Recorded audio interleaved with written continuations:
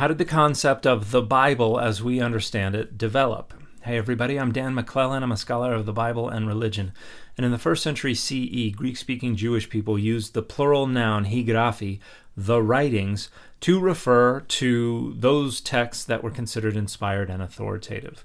And this was not a single volume of text. This was a variety of different scrolls, and there had not yet developed an authoritative boundary around those texts that were considered inspired. There was no formal canon yet. So different people could have different ideas about what texts were considered the scriptures. And this is the usage that's borrowed into the New Testament. So in your English translation of the New Testament, when you see the word the scriptures, that is a reference to the Jewish scriptures, an unbounded collection of inspired and authoritative texts. The words of Jesus were considered unwritten and were considered to have more authority than the dead letters of the writings. And we don't get a concept of Christian texts as scriptures until the 2nd century CE. The Gospels are thought to have been the earliest texts to be considered scriptures, and then Paul's writings. And so the only time we have the word the scriptures in reference to Christian writings is in one of the very last texts written in the New Testament, 2 Peter 3:16,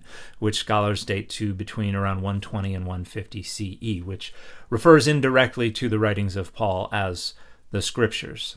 So by the middle to the late 2nd century CE, the texts of the New Testament are part of this unbounded collection of inspired and authoritative writings. And when we get into the 3rd century, another word is used, ta vivlia, the books, to refer to the texts of the New Testament and the texts of the Hebrew Bible or the Old Testament.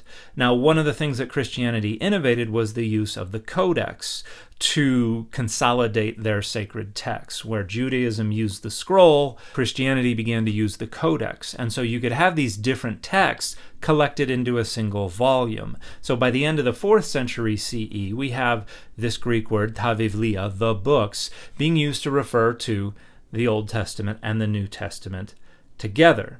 Now, at the beginning of the 5th century CE, we have the Latin term biblia beginning to be used to refer to the same thing, the books of the Old Testament and the New Testament. And this is a neuter plural word, but within a century or two, it begins to be reinterpreted as a feminine singular word. So by the time we get to the medieval period, the Latin term biblia is used in the singular to mean the book. So we finally have a single volume referred to in Latin as the Bible. And the fit for this video has been Daredevil.